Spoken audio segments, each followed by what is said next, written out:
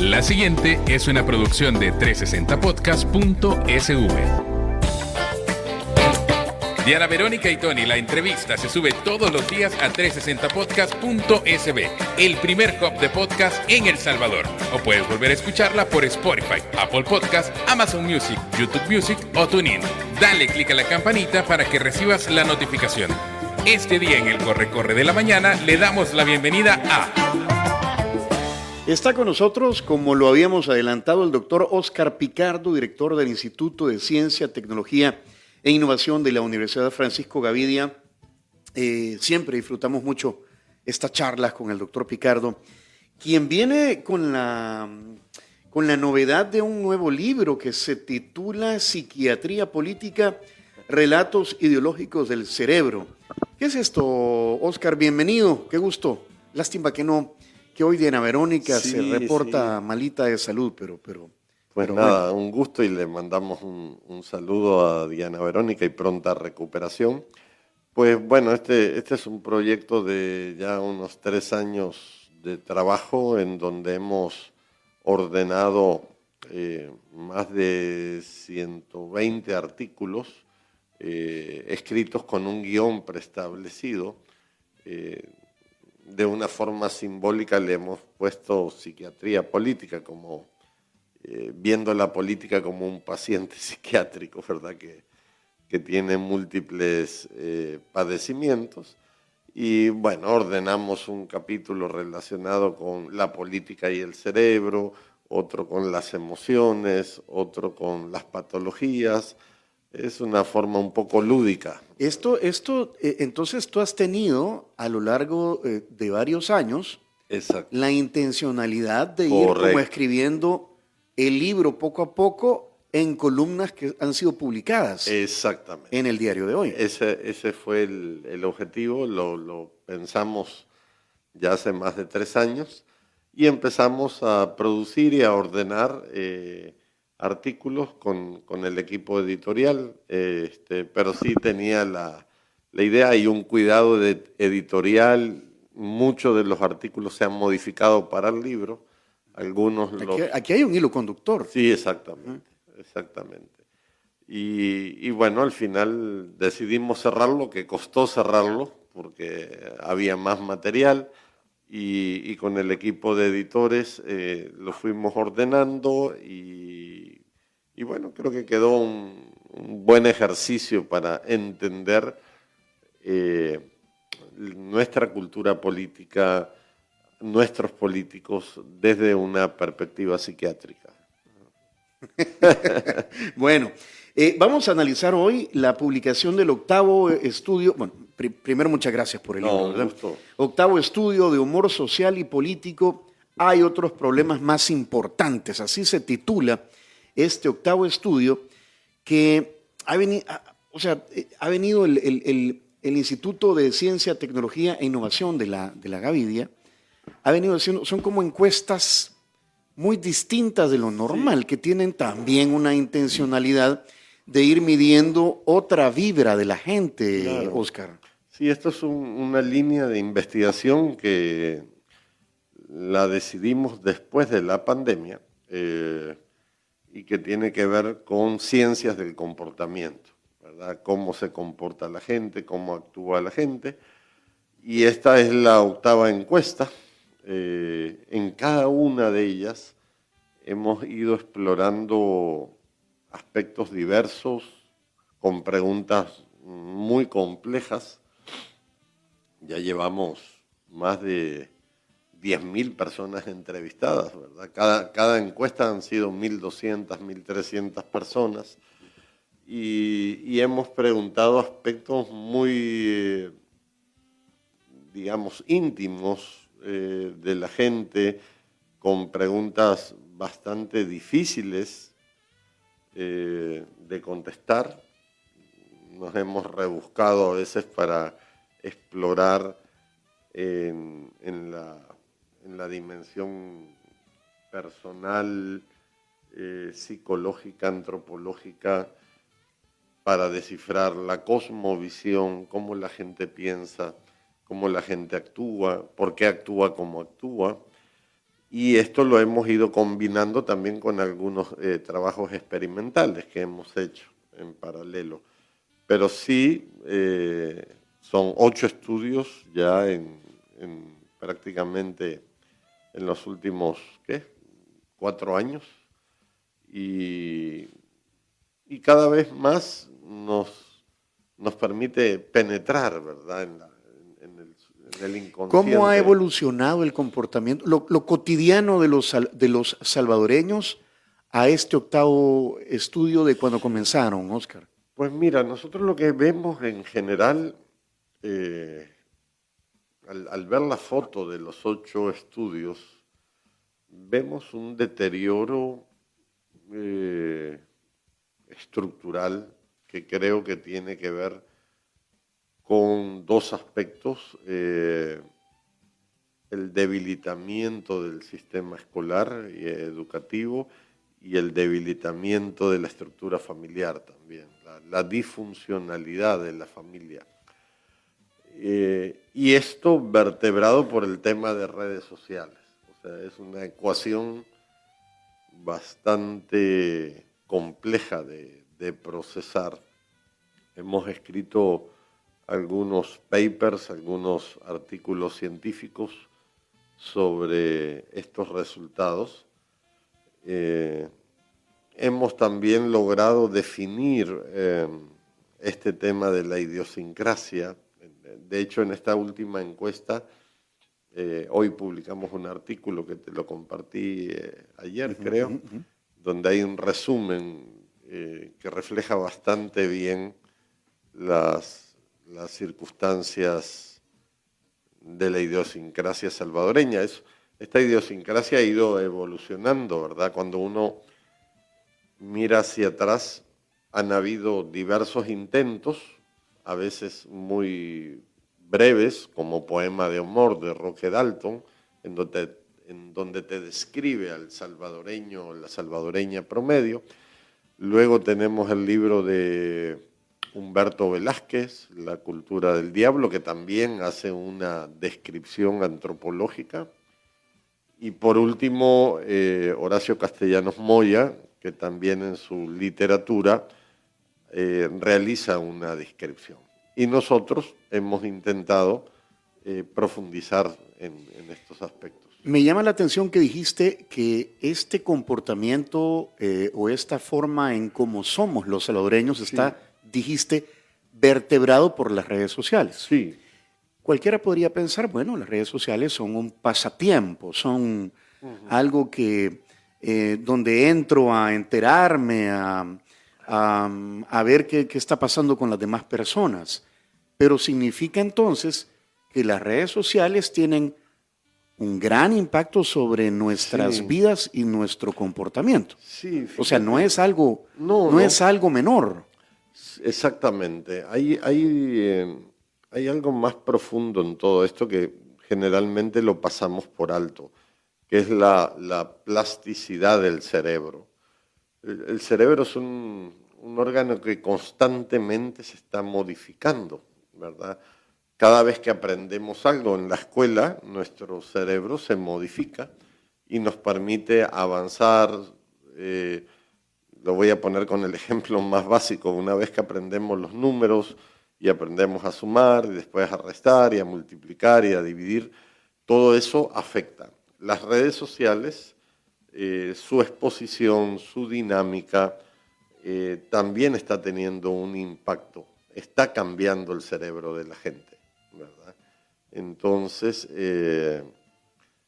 ya hay algunos estudios que se han hecho, sobre todo en Nueva York, a nivel de sistema educativo, donde muchos científicos están preocupados, neurocientíficos, están preocupados por el impacto que están teniendo las redes sociales en la vida de los niños y de los jóvenes. Y eso tiene implicaciones muy fuertes en la forma de procesar, en la conducta, en el comportamiento, etc. Aquí han hablado, bueno, de las primeras aproximaciones a este estudio investigaron sobre los temores que tenemos los salvadoreños y los miedos. Sí, el miedo es un... A ver, los psicoanalistas le dicen que el miedo es como un pegamento, como un... a nivel social, ¿verdad? Funciona como una especie de catalizador.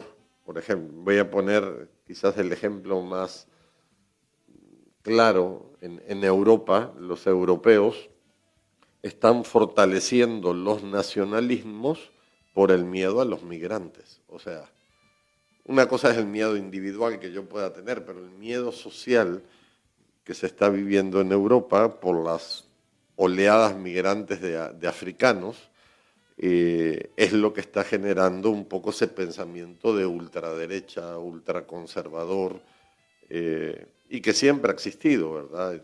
En Estados Unidos, en el sur de Estados Unidos, todavía uno encuentra núcleos raciales y los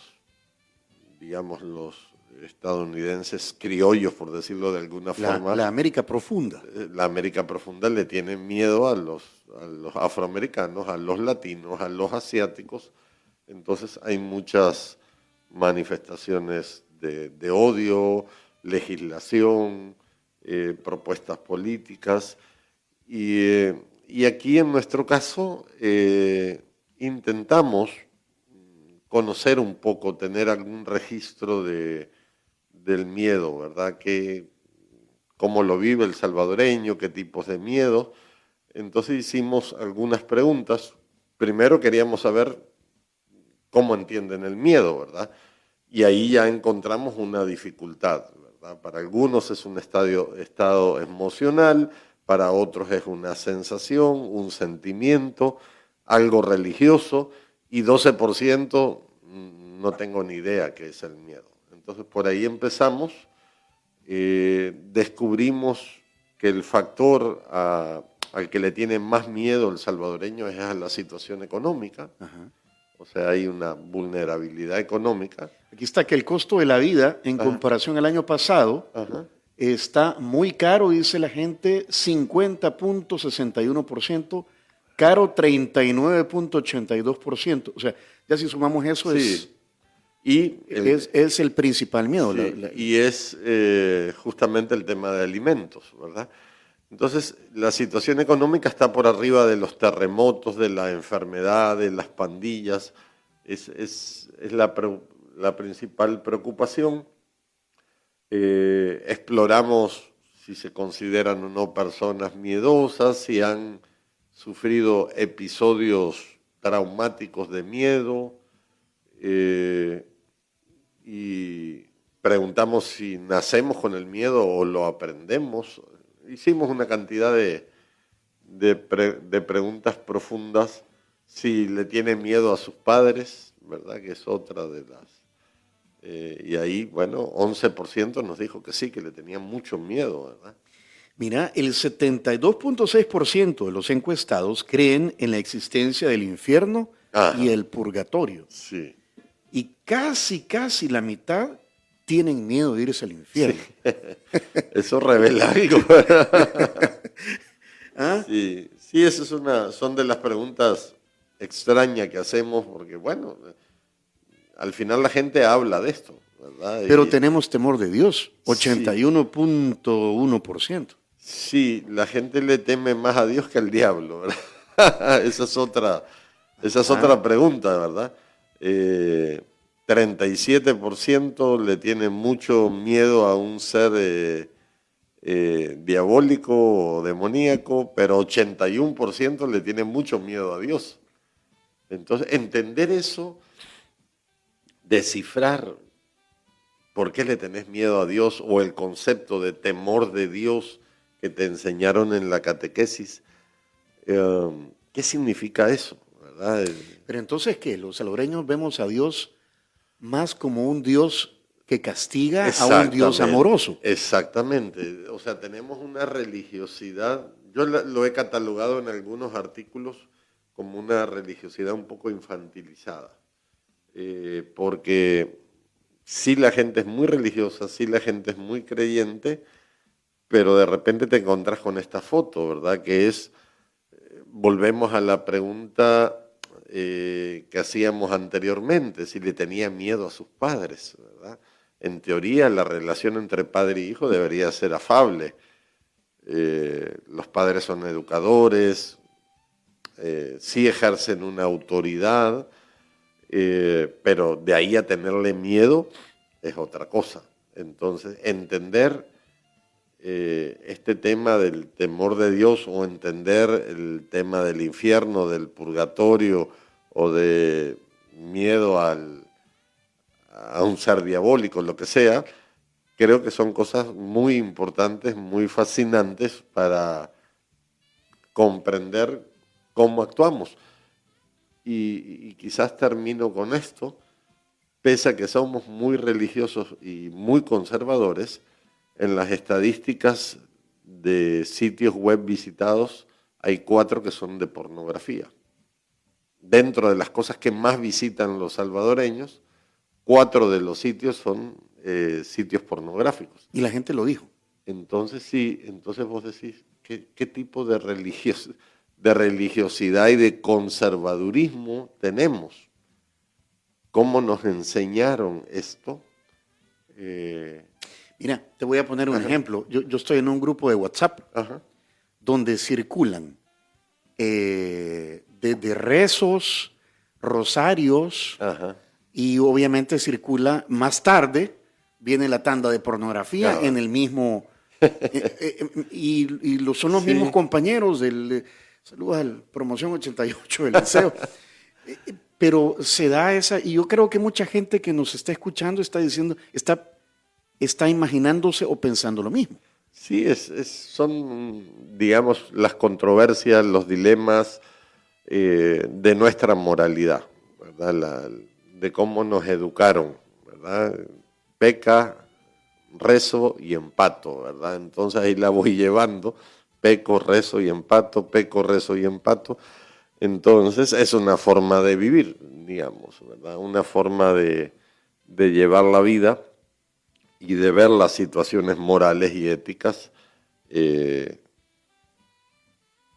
la cotidianidad, ¿verdad? Mira, 16.19%, que no es poco, de los entrevistados ha tenido alguna vez un pensamiento suicida. Sí, esa es una de las preguntas que más llamó la atención y que representó una alerta, ¿verdad? Ese 16 se distribuye en 7.8 por problemas personales, 5.0 por aspectos sentimentales y 3.2 por razones económicas. Pero, ¿qué significa 16% han tenido pensamiento suicida? Pues estás hablando casi de 500.000 de personas, no es poca cosa, ¿verdad? Que en algún momento pensó en quitarse la vida. Y en otra pregunta más adelante hablan sobre si los salvadoreños buscamos alguna ayuda psicológica o alguna otro tipo de ayuda que podría ser un pastor, el sacerdote, un familiar, algún grupo de apoyo. Y muy poca gente busca ayuda. Sí, son pocos. Siempre es mayor el grupo que busca ayuda que los intentos de suicidio, ¿verdad? Cuando sumás psicólogo, psiquiatra, pastor, sacerdote, amigo y familiar, es un número, digamos, bastante alto, que supera el 20%, pero, por ejemplo, 13% de los salvadoreños han buscado ayuda de un psicólogo, 1.5% de un psiquiatra, 5.4% de un pastor, 4% de un sacerdote, 3.6% de un amigo y 3.6% de un familiar, ¿verdad? Es bajo el número, pero sí supera el porcentaje de personas que, afortunadamente, que tuvieron algún pensamiento suicida y que afortunadamente no lo hicieron, ¿verdad? Hay otra cosa que me llama la atención, que es que el 41.2%, y voy a definir la palabra melancolía, dice que la melancolía es una tristeza vaga, profunda, sosegada y permanente. nacida de causas físicas o morales, que hace que quien la padece no encuentre gusto ni diversión en nada. Sí, esa fue una pregunta, la pregunta 32. Le propusimos a la gente una serie de opciones. ¿Cómo se define usted? ¿Colérico, melancólico, dominante, controlador, cariñoso, rígido o no lo sé? Y el más alto fue melancólico. Algo, digamos, que se refleja bastante en la conexión de los migrantes salvadoreños, ¿verdad? Siempre cuando uno habla con salvadoreños en el exterior, en una conversación casual, tú notas ese arraigo que hay a su país, cómo se emociona con el himno, con los símbolos. Y bueno, y este es un dato que nos permite profundizar. Bueno, ¿qué significa que, como tú bien buscaste el concepto, qué significa esta melancolía? Pero no les diste muchas opciones de alegría o de... No, en este caso hicimos dos preguntas. La siguiente, hablamos de carácter. Y ahí le pusimos confiado, flexible, idealista, indiferente, obediente, pasivo, solidario, sumiso y tolerante. Y ahí curiosamente salió tolerante, cosa que tolerante y flexible, cosa que en circunstancias cotidianas no las notas mucho en el tráfico, que haya mucha tolerancia, ¿verdad? Todo lo contrario. Pero bueno, mucha de esta gente no anda en carro tampoco, o sea, uno tiene también una visión a veces parcial de la tolerancia. ¿Dónde medimos la tolerancia a nivel urbano? En el tráfico, ¿verdad? El problema es que el 70% de estas personas que entrevistamos no tienen vehículo, entonces para ellos esta definición de ser tolerante quizás sea más viable, ¿verdad?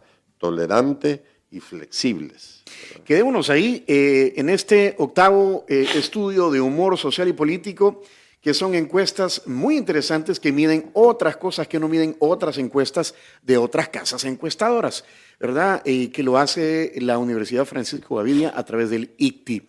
Son las 8 de la mañana, 33 minutos. 8 de la mañana 33, tú sabes muy bien que es una tradición aquí, Oscar, que venga el desayuno de San Martín.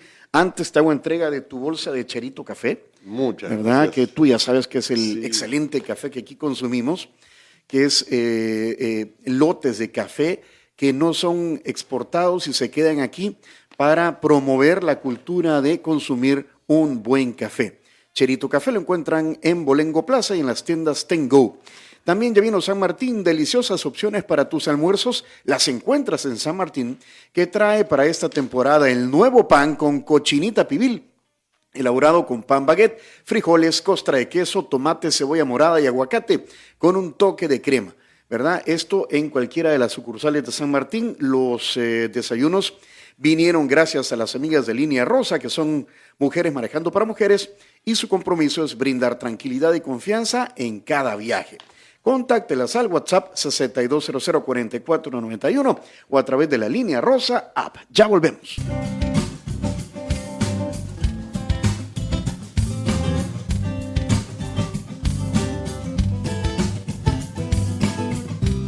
Bueno, aquí estamos compartiendo el desayuno, la sobremesa, la charla con el doctor Oscar Picardo, director del Instituto de Ciencia, Tecnología e Innovación de la Universidad Francisco Gavidia, comentando los resultados del octavo estudio de humor social y político, que dice aquí, evidencia la profundización de la crisis económica familiar. A ver, ¿qué otras cosas interesantes encontramos en este estudio? La gran mayoría de salvadoreños, el 93.2%, creen que los humanos tenemos un alma dentro del cuerpo. Sí, eso es una concepción bastante platónica que heredamos. Es curioso porque muchas de todas las cosas que suceden y que vivimos tienen correlatos de religiosos, de catequesis, inclusive la economía, ¿verdad? La economía depende mucho de la religión. Es algo bastante curioso. Si tú analizas a nivel global quiénes son los países pobres y los países ricos, te vas a dar cuenta que la mayoría de países ricos son de corte protestante. Suiza, Alemania, Estados Unidos, son protestantes. ¿Y cuáles son los países más pobres desde el punto de vista estructural? Los países católicos. ¿Cuáles son los países más pobres de Europa? España, Grecia, Italia, los PIGS famosos, ¿verdad?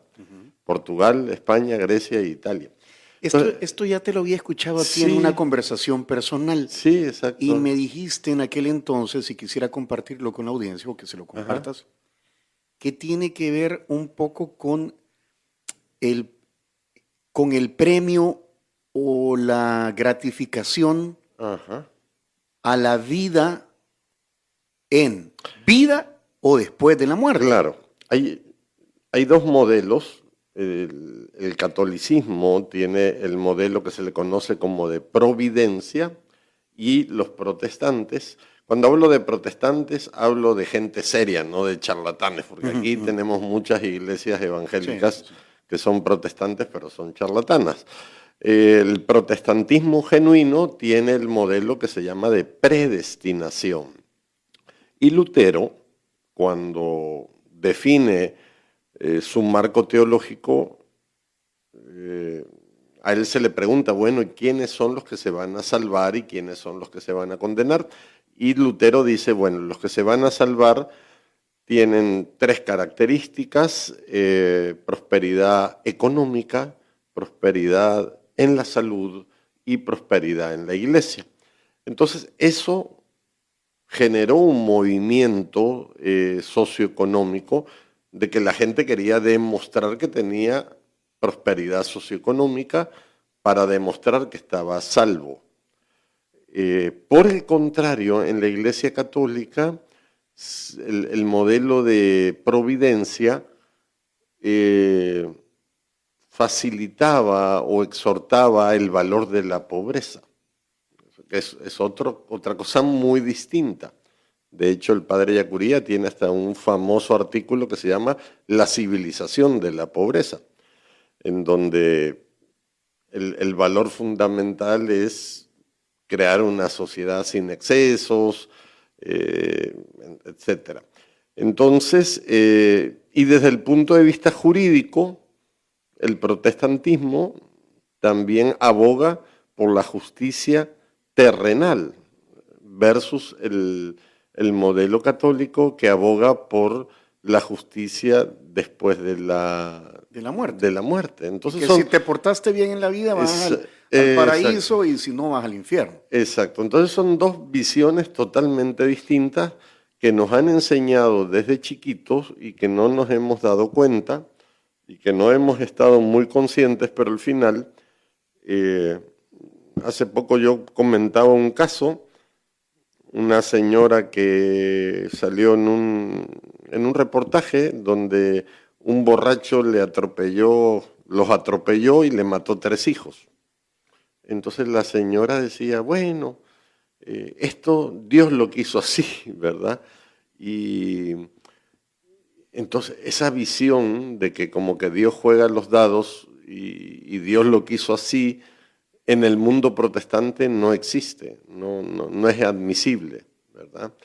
Y esto es muy profundo y opera en la vida de las personas, opera en las sociedades y configura los modelos económicos también, ¿verdad? De una civilización de la pobreza a un signo salvífico de bienestar económico. Son dos puntos de vista muy distintos. Hay una pregunta, bueno, no la encuentro ahora mismo entre tanta gráfica y tanta información, pero la gente decía que las enfermedades son un castigo divino. Y también tiene mucho que ver con lo que estás diciendo. Exactamente, eso tiene que ver muchísimo con principios judíos que heredamos de la cultura hebrea, en donde se considera que las enfermedades son producto de un mensaje o de un castigo de Dios hasta la cuarta generación. Es decir, la primera, la segunda, la tercera y la cuarta, si alguien tiene una enfermedad o un padecimiento crónico o genético, es porque Dios te está castigando por algo que hiciste tú, tu papá, tu abuelo o tu bisabuelo. Eso es una creencia judía.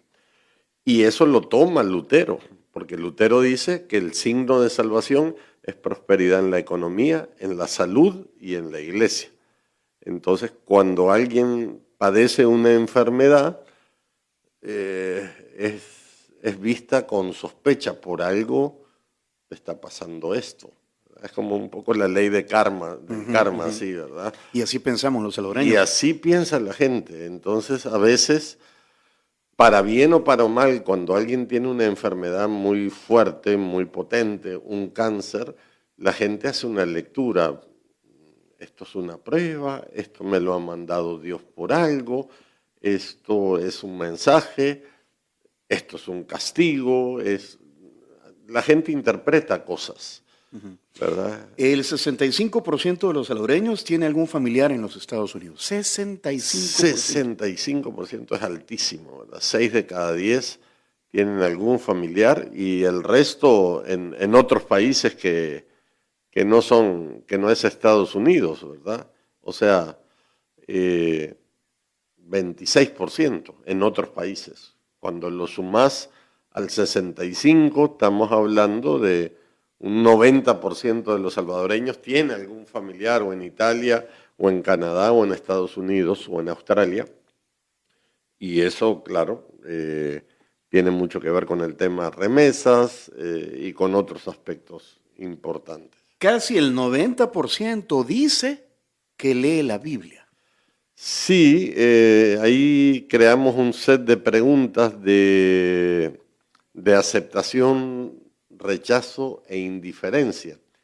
Y leer la Biblia fue aceptado por el 89%, rechazado por el 1% y indiferente para el 7%. La gran mayoría lee la Biblia. El 63.2% rechaza el matrimonio entre personas del mismo sexo. Sí, es parte del conservadurismo, es uno de los aspectos, 2 aspectos son muy rechazados, el aborto y el matrimonio entre personas del mismo sexo. 48.6% aceptan vivir en un estado de excepción. Estamos normalizando, imagínate que esto es bien crítico, que casi la mitad de la población esté aceptando vivir renunciando a sus derechos fundamentales. Es preocupante porque denota una aceptación y también refleja una especie de disciplinamiento social, ¿verdad? Cuando en muchos modelos autoritarios o no, los gobiernos educan a sus sociedades hasta que normalizan conductas y aceptan conductas, aunque ellos personalmente estén en contra, pero dicen, bueno, por algo será esto, es lo que sucede con esas personas que dicen, yo tengo mi hijo arrestado en el estado de por el régimen de excepción, y vos decís, pero ¿cómo lo asimilan? Es tu hijo el que está, y he escuchado un par de entrevistas donde dice, además es inocente, pero yo votaría por el presidente, ¿verdad? Entonces vos decís que... voy a hacerte un par de afirmaciones que he escuchado de algunas personas con respecto al régimen de excepción a la luz de los resultados de este estudio. El régimen de excepción es para la gente pobre. Sí, definitivamente castiga. Bueno, estadísticamente son mucho más los pobres que la gente digamos. Porque entonces te dicen, mira, sí, yo no tengo ningún problema, voy a los conciertos, voy a restaurantes, Sí. siempre y cuando no me porte mal no me va a pasar nada, no soy pandillero, no tengo... Entonces, así son afirmaciones que he escuchado. Sí, y son realidades. Y yo creo que el ser humano es un ser de costumbres. Se va acostumbrando a cosas y a vivir en ciertos entornos desfavorecidos, complejos, pero justamente este resultado, que casi la mitad acepte, porque tenías la opción de rechazar o de ser indiferente, ¿verdad? En el caso del estado de excepción, el 23% rechaza, el 25% es indiferente, pero el 48% lo ha asimilado como algo positivo, ¿verdad? Y eso es preocupante, que renuncies a tus derechos.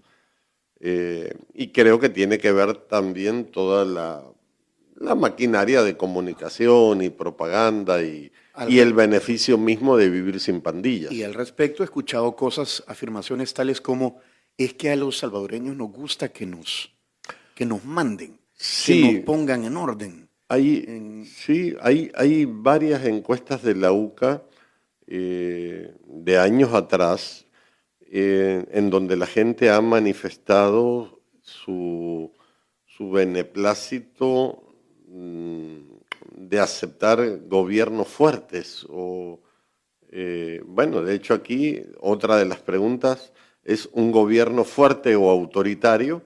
Es aceptado por el 48% de la población, casi la mitad. Entonces hay sociedades... Es casi lo mismo Sí. que lo que la gente que acepta vivir con Exacto. un régimen de excepción. Exactamente, entonces eso tiene que ver con el nivel de escolaridad, con la comprensión de conceptos teóricos de derechos humanos, Estado de Derecho, seguridad jurídica, etc. Pero sí, mucha gente se acostumbra y normaliza y se disciplina, ¿verdad? Y eso sucede hasta en realidades familiares, cuando hay un maltratador en la familia, pero lo quieren, ¿verdad? Se acostumbran a vivir con el maltratador y uno le dice a la mujer, mire, pero ¿por qué no se separan? ¿Por qué no busca otra vida? No, ni modo, así estamos. Nos quedan 5 minutos de entrevista, Oscar. La vez pasada tú hiciste un esfuerzo de definir el identikit del salvadoreño común. Sí. ¿Te lo puedo pedir nuevamente a la luz de este octavo estudio, cómo somos los salvadoreños? Sí, yo creo que en términos generales se mantiene ese identikit que era conservador, religioso, machista, alegre, afable, el salvadoreño es afable, cachero, el salvadoreño es cachero, siempre dispuesto a resolver, a ayudar. En esos términos creo que se mantiene todavía el perfil, son cosas que no cambian, digamos, de una generación a otra.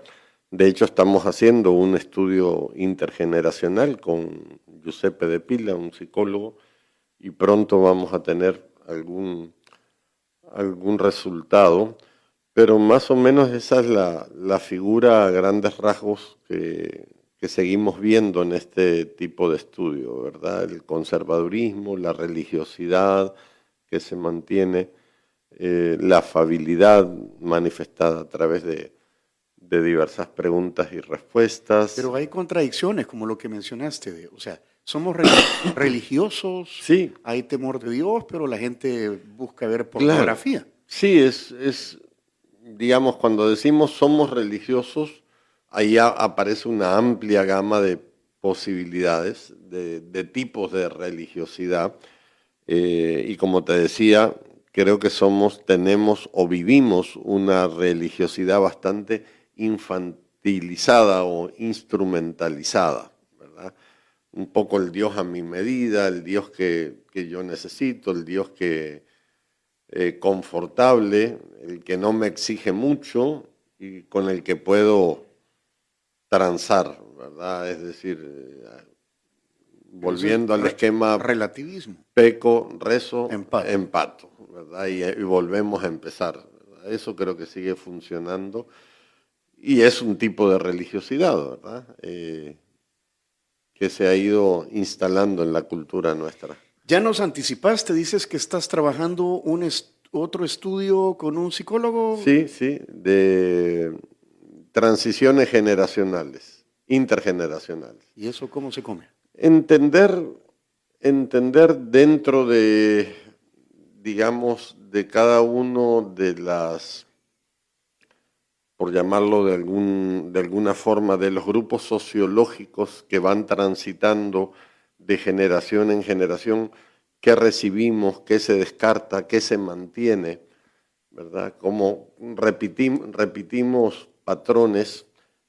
Por ejemplo, en educación ha cambiado mucho, ¿verdad? Nosotros nos educamos probablemente en un sistema bastante rígido, con mucho respeto al maestro, con algo de violencia escolar, nos daban nuestros reglazos. Chilillazos sí, reglazos. En cambio ahora ni podés levantarle la voz al niño porque te demandan. Entonces, sí hay un corte generacional. ¿De qué dependió eso? De modelos curriculares, de evolución jurídica. Entonces estamos intentando entender todos esos cambios. Muchísimas gracias por tu tiempo, Oscar, ¿verdad? Te manda saludos Diana Verónica. Un gusto. Y ojalá pues la próxima vez que vengas, que ojalá si sea pronto con este otro estudio Claro que que están sí. armando, pues ya esté ahí aquí y te pueda formar parte de la entrevista. Muchísimas gracias. Un gusto, Y gracias. saludos Tony. a todos en el ICTI. Si quieren volver a escuchar esa entrevista, atención a lo siguiente. Si quieres volver a escuchar esta entrevista, ingresa a 360podcast.sb, el primer hub de podcasteros salvadoreños. Sigue a Diana Verónica y Tony la entrevista en Spotify, Apple Podcasts, Amazon Music, YouTube Music o TuneIn. Esta fue una producción de 360podcast.sv.